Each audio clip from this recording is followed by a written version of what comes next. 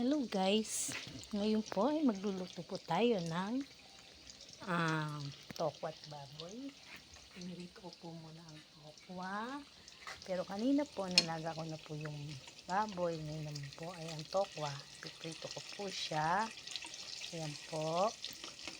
Ganito po ako magluto ng tokwat baboy. Try niyo po ito sa inyong bahay. Ito po yung ulam po namin ngayong hapon.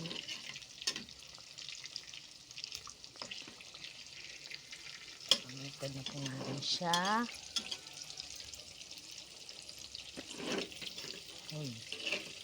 Medyo madulas po yung kawali. Ayan po guys. Ito po. Ayan. Kapag po naprito na po lahat ng coco na yan, ito po may naman pa pong left na tira. Tapos ito na po yung baboy. Ito na, hihiwa-hiwain ko po yan mamaya na maliliit. Yun po, lalagyan din po natin yan ng sibuyas. Ito po yung sibuyas na gagamitin po. Kahit isang malaking sibuyas lang. Yan, sapat na po ito. Yan po din. Kuha po tayo ng kalamansi. Lalagyan din po natin siya ng kalamansi.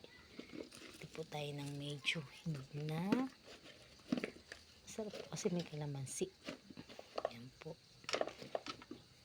Siguro po lalagyan ko na siya ng para medyo umahang naman po siya is paminta, pepper.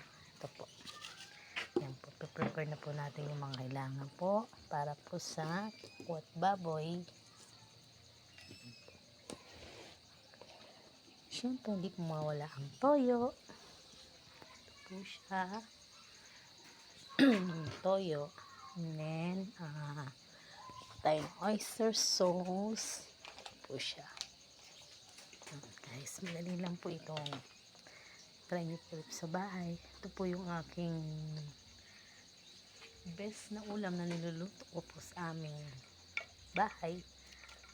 Gusto po ito ng bunso kong anak, lalaki. Yan po. Tayo lang po natin maluto ang ating tokwa. Po guys, mamaya guys, update ko po kayo sa aking nilutong tokwat baboy. Papakita ko na po sa inyo, finished product na po siya. Bye!